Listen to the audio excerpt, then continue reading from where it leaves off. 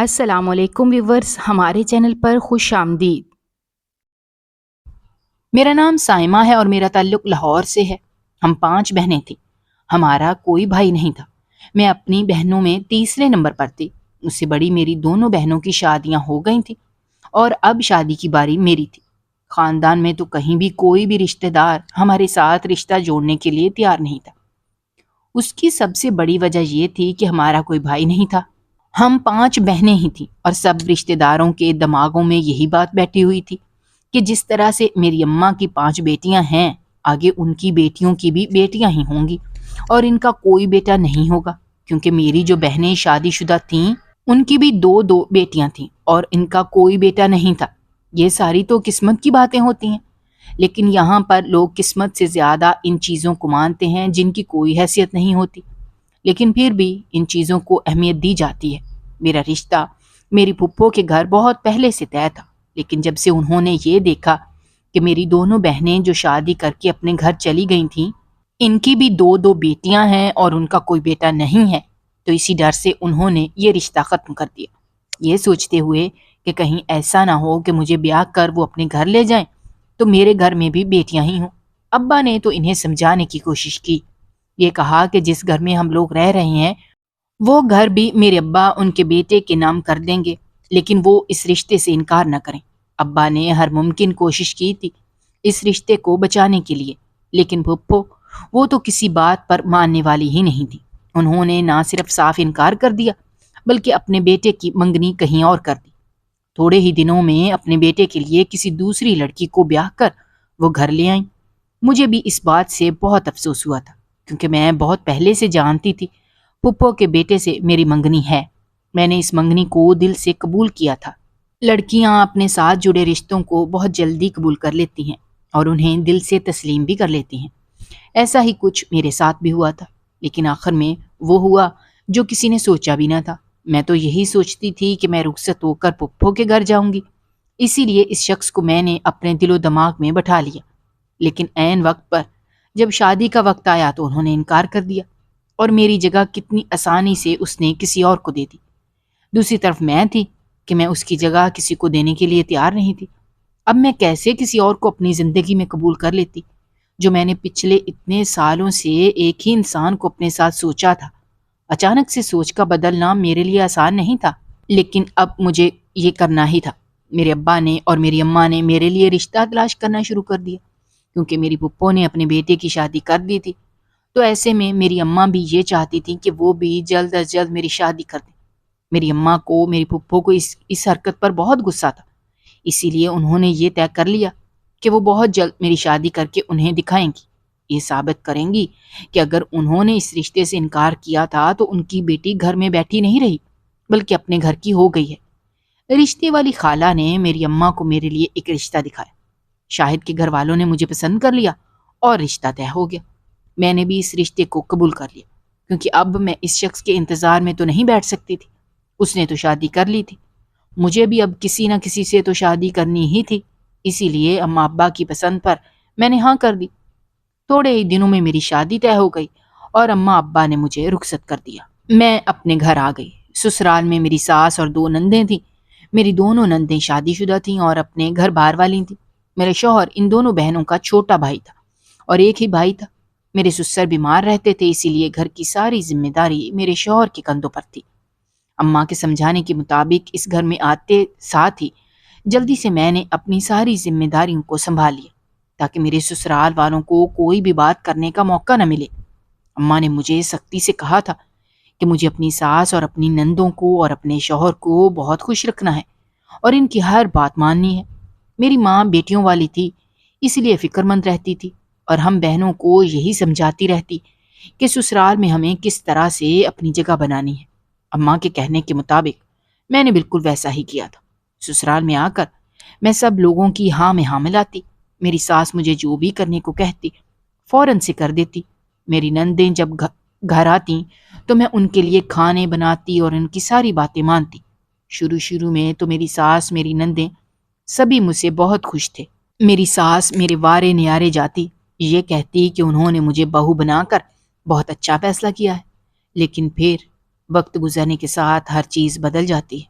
جب رشتہ پرانا ہوتا ہے تو پھر بنا کسی وجہ کے ہمیں بہت ساری برائیاں اس رشتے میں نظر آنے لگتی ہیں۔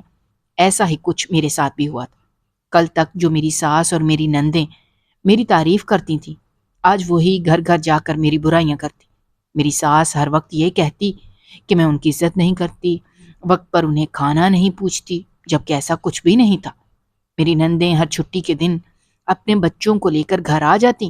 ان کے بچوں کے کپڑے دھونا میری ذمہ داری ہوتا تھا اور ان کے لیے کھانا بنانا بھی میری ہی ذمہ داری تھا۔ میں نے کبھی بھی اپنی ذمہ داری سے بھاگنے کی کوشش نہیں کی تھی۔ ہمیشہ میں نے اس کام کو دل سے کیا تھا، لیکن پھر بھی ان لوگوں کو مجھ سے ہزاروں شکایتیں ہونے لگیں، یہی کہ میں ان کے آنے پر خوش نہیں ہوتی اور ان کے سارے کام مجبوری میں کرتی ہوں۔ کوئی بھی ان کا کام میں دل سے نہیں کرتی۔ ایک دن اسی طرح سے میری نندیں گھر آئی ہوئی تھیں۔ اس سے ایک دن پہلے ہی میری طبیعت بہت زیادہ خراب تھی۔ جب میں نے اپنی شوہر سے کہا کہ وہ مجھے میری امی کے گھر چھوڑ دے، اس نے مجھے میری امی کے گھر چھوڑ دیا، لیکن اس کے بعد جب میں گھر آئی تو مجھے بہت باتیں سننے کو ملی تھی۔ میری ساس نے یہ کہا کہ میں جان بوجھ کر اپنی ماں کے گھر چلی گئی تھی، یہ جانتے ہوئے کہ کل ان کی بیٹیاں آئیں گی۔ ہفتے میں ایک بار تو وہ ملنے کے لیے آتی ہیں اور مجھے ان کا وہ ایک بار آنا بھی ہضم نہیں ہوتا، اور میں ان سے جان چھڑوانے کے لیے اپنے گھر چلی گئی۔ حقیقت میں ایسا کچھ نہیں تھا۔ اس دن میری طبیعت کافی خراب تھی، اسی لیے میں اپنے گھر چلی گئی تھی تاکہ وہاں جا کر تھوڑا سا آرام کر سکوں، مگر میری ساس نے مجھے بہت باتیں سنائی۔ اس دن کے بعد میں نے سوچ لیا کہ چاہے کچھ بھی ہو جائے، آج کے بعد کبھی بھی چھٹی والے دن اپنے گھر سے باہر نہیں جاؤں گی۔ کام تو جیسے تیسے میں کر ہی لیتی، لیکن کم از کم ان کے تانوں سے بچ جاتی۔ زندگی اسی طرح سے گزرتی جا رہی تھی، اور پھر اس طرح سے ہمارے گھر پہلی اولاد ہوئی جو کہ بیٹی تھی۔ یہ خبر سنتے ہی میری ساس تو بالکل بھی خوش نہ ہوئی۔ انہوں نے بھی لوگوں کی طرح مجھے یہ کہنا شروع کر دیا کہ اب میں بیٹیاں ہی پیدا کروں گی، کیونکہ ہمارے خاندان میں ایسے ہی نہ تو کوئی میرا بھائی تھا اور نہ ہی آگے میری بہنوں کا کوئی بیٹا ہے۔ ایسے میں انہیں اس بات پر غور کرنا چاہیے تھا۔ کچھ لوگوں نے انہیں کہا بھی تھا، لیکن انہوں نے اس بات کو نظر انداز کر دیا اور مجھے بہو بنا کر گھر لے آئیں۔ اگر اسی وقت اس بارے میں سوچتی تو شاید آج پوتی کی جگہ انہیں پوتے کا منہ دیکھنا نصیب ہو جاتا۔ اب جانے میں انہیں پوتے کی خوشی دے بھی پاؤں گی یا نہیں۔ ابھی تو میری گھر میں پہلی بیٹی ہوئی تھی اور مجھے یہ ساری باتیں سننے کو مل رہی تھیں۔ میں نے انہیں بہت یقین دلانے کی، سمجھانے کی کوشش کی کہ یہ سب کچھ انسان کے اختیار میں نہیں ہوتا، ہمارے نصیب میں جو تھا وہ ہمیں مل گیا۔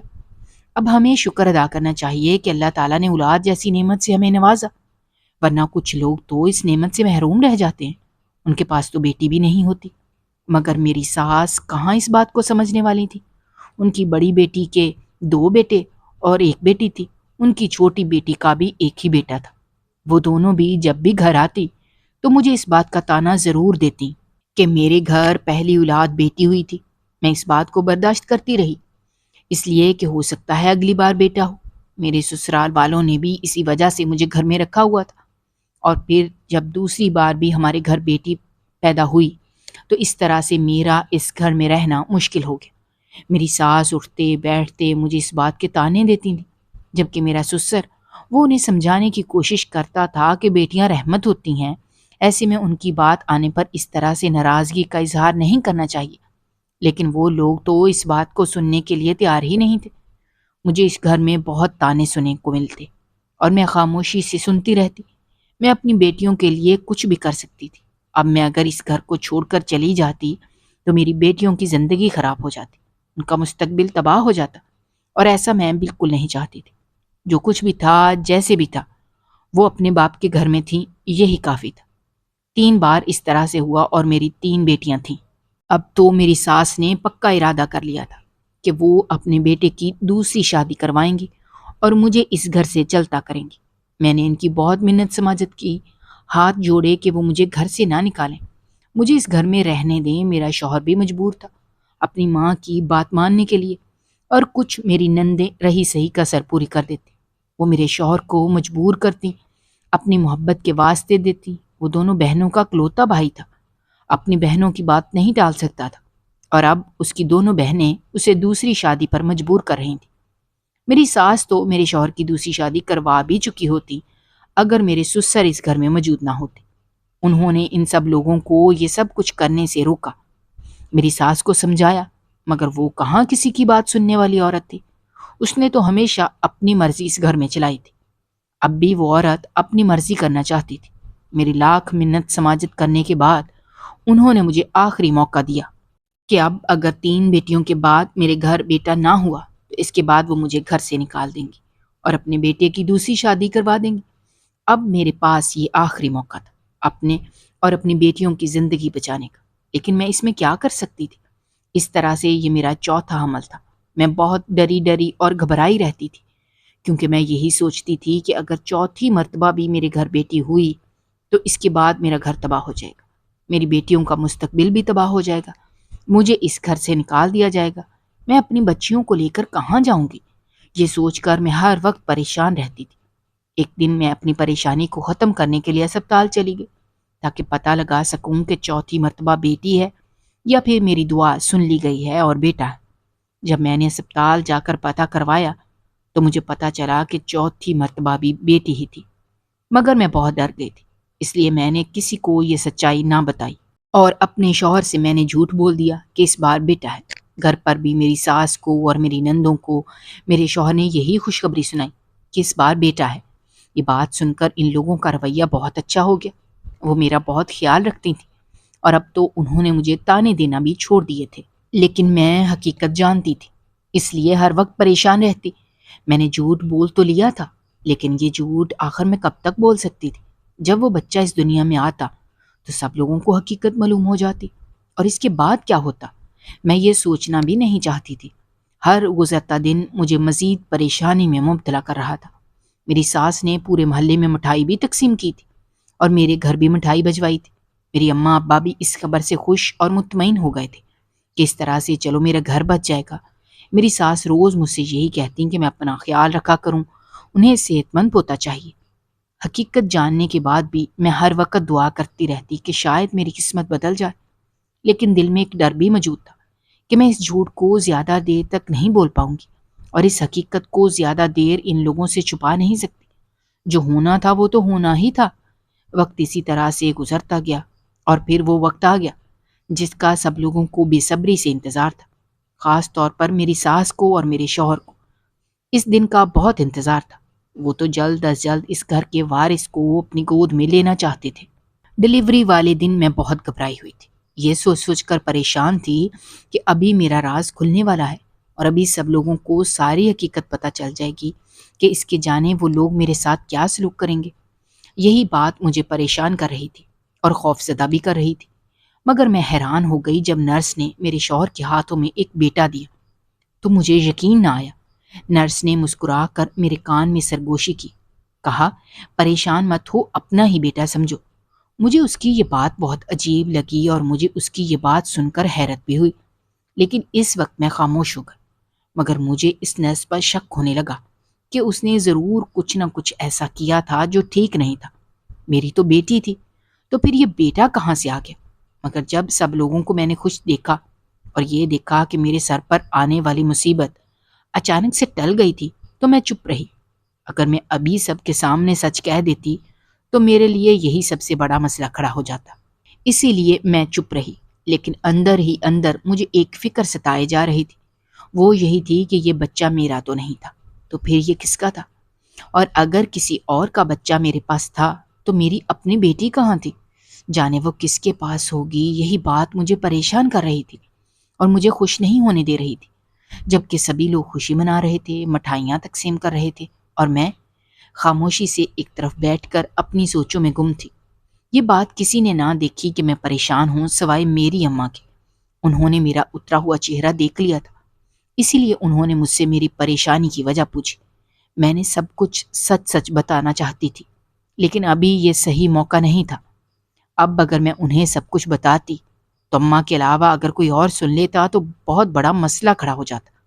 اسی لیے میں نے انہیں تسلی دی کہ ایسی کوئی بات نہیں ہے۔ وہ مطمئن تو نہ ہوئیں، لیکن میں نے کچھ بھی کر کے انہیں خاموش کروا دیا۔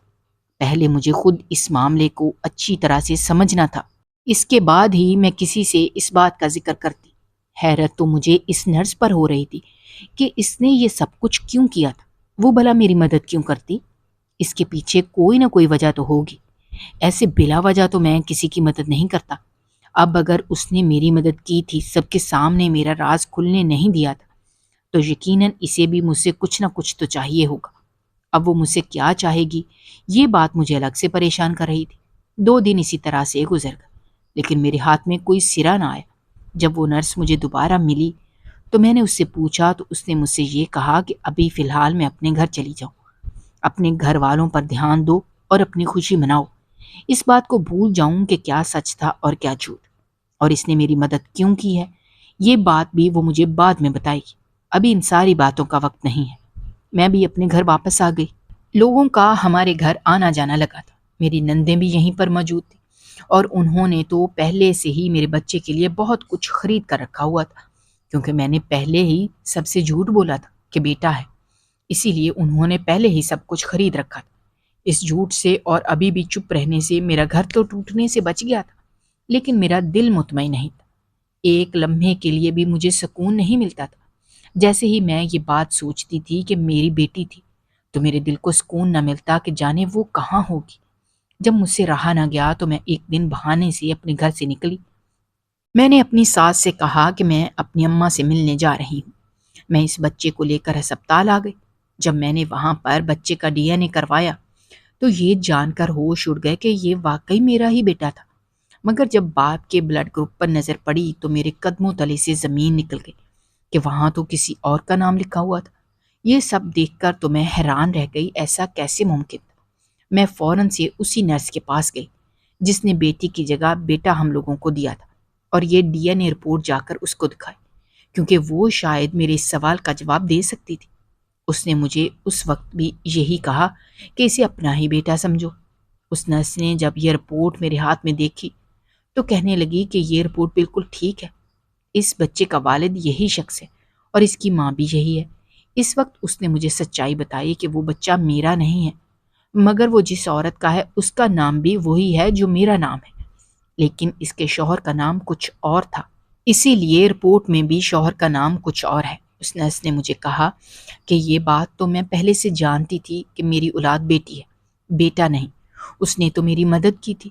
وہ اسی وقت سمجھ گئی تھی کہ میرے سسرال والوں کو بیٹا چاہیے، اگر ایسا نہ ہوا تو میرا گھر برباد ہو جائے گا، اسی لیے اس نے کسی اور کا بیٹا مجھے دے دیا۔ جب میں نے اس سے اپنی بیٹی کا پوچھا تو اس نے کہا کہ میری بیٹی اسی وقت مر گئی تھی، وہ صحت مند نہیں تھی، اس لیے اسی وقت اس کی جان چلی گئی۔ اس کے بدلے میں اس نے یہ بچہ میرے گھر والوں کے حوالے کر دیا۔ اس بچے کی ماں مر گئی تھی، اسی لیے اس نے مجھے دے دیا، یہ سوچ کر کہ اس کا باپ دوسری شادی کر لے گا تو اس کا کیا ہوگا۔ اگر مجھے وہ بچہ مل گیا تو اس سے کم از کم میرا گھر بچ جائے گا اور میں اس کی اچھے سے پرورش بھی کروں گی۔ اسی لیے اس نے ایسا کیا جس سے میرا گھر بھی بچ گیا اور سب لوگوں کو خوشی بھی برقرار رہی۔ اسی لیے اب میں اس کو اپنے گھر میں اپنا بیٹا بنا کر رکھ سکتی ہوں۔ کسی کو بھی اس بارے میں کچھ نہیں پتا چلے گا، اور یہ راز ہم دونوں کے بیچ میں ہی رہے گا کہ یہ کس کا بیٹا ہے۔ اس نے میرے لیے اتنا کچھ کیا تھا، اس کے لیے میں اس کا شکریہ ادا کرنا چاہتی تھی، مگر اس نے تو میرے سامنے ایک نئی شرط رکھ دی۔ اس نرس نے مجھ سے پیسے مانگے، یہ کہا کہ اس نے اتنا کچھ کیا ہے، اسے پیسے چاہیے، اسے ضرورت ہے، اسی لیے مانگ رہی ہے۔ اس نے میری مدد کی، ایسے میں بھی اس کی مدد کر کے احسان اتار سکتی ہوں۔ اسے مجھ سے ہمدردی ہے اور وہ جانتی ہے کہ میں اسے زیادہ پیسے نہیں دے سکتی، اس لیے میں جتنے پیسے اسے دوں گی وہ خوشی سے قبول کر لے گی، کیونکہ اس کا کام کو کرنے میں اسے بہت مشکل پیش آئی تھی۔ اس کی نوکری کا سوال تھا، اگر وہ پکڑی جاتی تو اس کی نوکری چلی جاتی، اسے بھی تو اپنا گھر چلانا ہے، ایسے میں مجھے کچھ نہ کچھ تو اسے دینا ہی ہوگا۔ میں نے اس سے وعدہ کیا کہ میں بہت جلد ہی اسے اس کی مانگی ہوئی رقم ادا کروں گی۔ میں اس بچے کو لے کر گھر واپس آ گئی۔ مجھے اس بات کی تسلی تھی کہ نہ تو اس بچے کے گھر والے اسے ڈھونڈنے کے لیے یہاں آئیں گے اور نہ ہی کسی کو اس بات کا علم ہوگا۔ مجھے اپنی بیٹی کی فکر تھی، اب وہ بھی ختم ہو گئی تھی۔ جتنے پیسے اس عورت نے مانگے تھے اتنے پیسے میرے پاس نہیں تھے، لیکن مجھے کیسے بھی کر کے اسے یہ رقم دینی ہی تھی، کیونکہ اس نے بنا کہے میری اتنی مدد کی تھی اور اپنی نوکری کو داؤ پر لگایا تھا، صرف اور صرف میری خاطر، حالانکہ میرا اس سے کوئی رشتہ بھی نہیں تھا۔ پھر بھی اس نے میرے لیے اتنا کچھ کیا۔ میرا اتنا فرض تو بنتا ہی تھا کہ میں اس کی مانگی گئی قیمت اسے ادا کر دیتی۔ کچھ سمجھ نہ آیا کہ پیسے کہاں سے لے کر آؤں۔ میں نے پچھلے کچھ مہینوں سے کچھ پیسے جمع کیے ہوئے تھے۔ ان سارے پیسوں کو جمع کیے تو اتنے پیسے بن گئے تھے جتنی اس نے مجھ سے مانگے تھے۔ اگلے ہی دن میں نے جا کر اس کی رقم اسے ادا کر دی اور اپنے گھر واپس آ گئی، سکون سے اپنی زندگی میں رہنے لگی۔ جب ایک دن مجھے دوبارہ سے اسی نرس کا فون آیا، اس نے مجھے ملنے کے لیے بلایا۔ میں حیران تھی کہ وہ مجھ سے کیوں ملنا چاہتی ہے۔ میں پریشان ہو گئی اور فوراً اس کے بلانے پر وہاں پہنچ گئی۔ جب اس نے کہا کہ اسے پیسوں کی ضرورت ہے، اسے ہر حال میں پیسے چاہیے اور میں کہیں سے بھی اسے پیسے لا کر دوں، میں اس کی مانگی گئی قیمت اسے ادا کر چکی تھی۔ اب وہ کن پیسوں کی بات کر رہی تھی؟ اب میرے پاس اسے دینے کے لیے کوئی پیسے نہیں تھے۔ میں نے انکار کیا تو اس نے مجھے دھمکی دی کہ ابھی جا کر میرے گھر والوں کو ساری سچائی بتا دے گی۔ اس کے بعد وہ نہ تو مجھے اس گھر میں رکھیں گے اور نہ ہی میری بیٹیوں کو۔ اس لیے بہتر یہی تھا کہ میں خاموشی سے اس کے لیے پیسوں کا بندوبست کر دوں۔ جہاں میں نے اپنے گھر کو بچانے کے لیے اتنا کچھ کیا تھا، وہاں اس کے لیے میں اتنا تو کر ہی سکتی تھی۔ اس دن مجھے اندازہ ہوا تھا کہ وہ عورت کسی کی ہمدرد نہیں ہو سکتی۔ جو کسی ایک انسان کے ساتھ دھوکہ کر سکتی ہے تو وہ کسی دوسرے کے ساتھ کیسے بھلائی کرے گی؟ یقیناً اس نے مجھے لوٹنے کے لیے یہ سارا تماشا کیا تھا۔ اب جانے مجھے کب تک اسے اس چیز کی قیمت ادا کرنی ہوگی۔ جو احسان اس نے میرے اوپر کیا تھا، میں اپنی زندگی میں خوش تھی، اور اب مجھے اس گھر میں وہ اہمیت ملنے لگی تھی جو میں چاہتی تھی۔ اب اس موڑ پر آ کر میں نہیں چاہتی تھی کہ میرا گھر خراب ہو، اسی لیے میں اس سے کچھ دنوں کا وقت مانگا اور یہ کہا کہ میں اسے پیسے دے دوں گی۔ گھر آ کر سوچتی رہی کہ جتنی رقم اس نے مانگی ہے وہ کہاں سے ادا کروں۔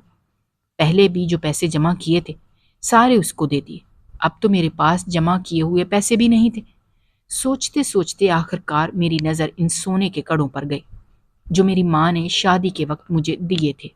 ان کڑوں کو میں نے اپنی بیٹیوں کے لیے سنبھال کر رکھا تھا، لیکن اب ان کو بیچنے کے علاوہ اور کوئی راستہ نہیں تھا۔ بیٹیوں کا مستقبل تو ابھی سے داؤ پر لگا تھا۔ ان کی شادی کے وقت تو میں ان کے لیے کچھ اور بھی جمع کر لیتی، لیکن سب سے بڑی مشکل تو یہ تھی اور اسے حل کرنا بہت ضروری تھا۔ اگر اسے حل نہ کرتی تو اپنے گھر سے بے گھر ہو جاتی۔ اسی لیے خاموشی سے وہ کڑے بیچ کر میں نے اس عورت کو پیسے دے دی۔ ابھی 2 مہینے گزرے تھے جب تیسری بار اس نے پھر مجھ سے پیسوں کا مطالبہ کیا۔ میں سمجھ گئی تھی کہ وہ عورت اتنی آسانی سے میرا پیچھا نہیں چھوڑے گی، اور اس بار میں نے بھی پکا ارادہ کر لیا کہ کچھ بھی ہو جائے میں اس کے ہاتھوں بے وقوف نہیں بنوں گی۔ میں اسے بہت مرتبہ پیسے دے چکی تھی، اپنے گھر کا سامان بیچ کر اسے پیسے دے چکی تھی۔ اب میرے پاس دینے کے لیے کچھ بھی نہیں تھا۔ میں نے صاف انکار کر دیا تو اس نے مجھے دوبارہ سے وہی دھمکی دی، مگر اب اس کی دھمکی سے مجھے کوئی ڈر نہیں تھا، کیونکہ میں پہلے ہی اپنے گھر کا آدھا سامان بیچ کر اسے دے چکی تھی۔ میری ساس اور میرا شوہر تو ویسے بھی مجھ پر شک کرنے لگے تھے کہ اتنے پیسے میں جمع کر کے آخر کس کو دیتی ہوں۔ میں سارے تماشے سے تھک چکی تھی، اس لیے میں نے اس کی بات ماننے سے انکار کر دیا تو وہ عورت اگلے ہی دن میرے گھر پر موجود تھی۔ گھر آ کر اس نے ایسا تماشا کیا کہ میں دیکھتی رہ گئی۔ اس نے میرے شوہر کو بتا دیا کہ جو بیٹا ہمارے گھر میں موجود ہے وہ میرا نہیں ہے، بلکہ میں نے سب گھر والوں سے پورے 1 سال تک جھوٹ بولا ہے۔ اس عورت نے ایک ایک کر کے ساری سچائی میرے گھر والوں کو بتا دی، جبکہ میں خاموشی سے ساری باتیں سن رہی تھی۔ میرے پاس کوئی جواب نہیں تھا تو میں کیا کہتی؟ میری ساس نے تو ساری کہانی سنتے ہی مجھے اور میری بیٹیوں کو گھر سے نکالنے کا ارادہ کر لیا، لیکن اچانک سے میرے شوہر نے انہیں روک دیا۔ میں بہت حیران تھی، اس نے آج تک اپنی ماں کی کوئی بات نہیں ٹالی تھی، تو پھر اچانک سے آج کیسے؟ اس نے اپنی ماں کو ہمیں گھر سے نکالنے سے روک دیا۔ وہ عورت اس بچے کو ساتھ لے کر جانا چاہتی تھی۔ ثبوت کے طور پر وہ وہی رپورٹ بھی ساتھ لائی تھی جسے میں اس کے والد کا نام کچھ اور تھا۔ میرے شوہر نے اس عورت کو روک دیا یہ کہہ کر کہ پہلے وہ اس سارے معاملے کو خود سمجھے گا، اس کے بعد کوئی فیصلہ ہوگا۔ ابھی وہ اس بچے کو یہاں سے نہیں لے جا سکتی، اور اگر اس نے زبردستی کرنے کی کوشش کی تو وہ اسے پولیس کے حوالے کر دے، کیونکہ یہ سب کچھ اس نے اپنی مرضی سے کیا تھا۔ میں نے تو اسے یہ سب کچھ کرنے کے لیے نہیں کہا تھا۔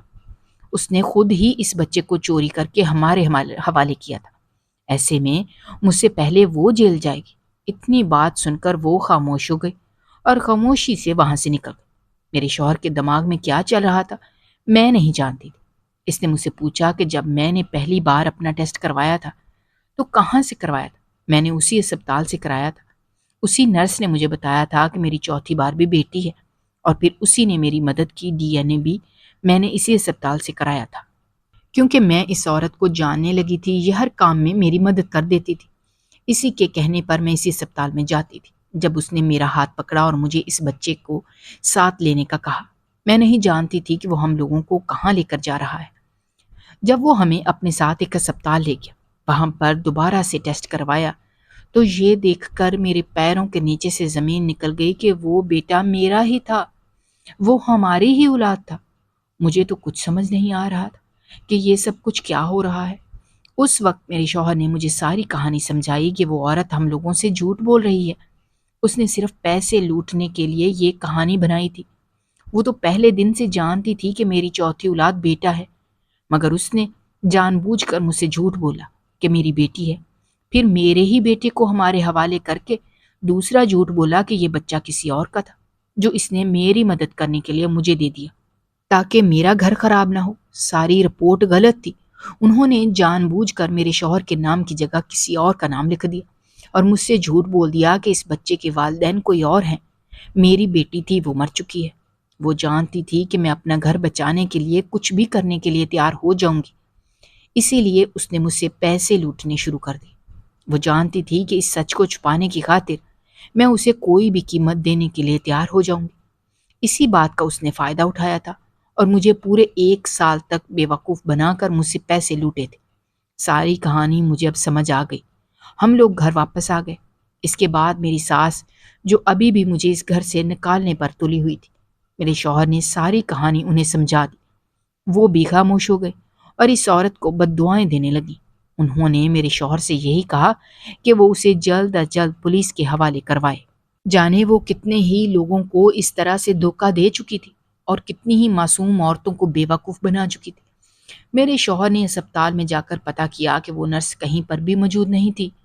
شاید وہ اپنا گھر چھوڑ کر بھاگ گئی تھی، لیکن ساری کہانی کھل کر سامنے آ گئی تھی۔ پولیس والوں کو ہم نے سب کچھ سچ سچ بتا دیا تھا۔ اب پولیس اس نرس کو ڈھونڈنے کے لیے جگہ جگہ گھوم رہی تھی۔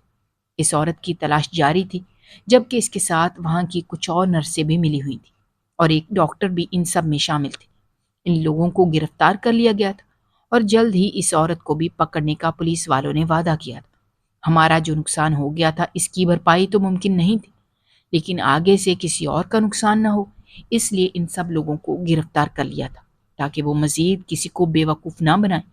میری ساس اور میرے شوہر کو دیر سے صحیح، لیکن ان لوگوں کو یہ بات سمجھ آ گئی تھی کہ کہیں نہ کہیں غلطی ان لوگوں کی بھی تھی۔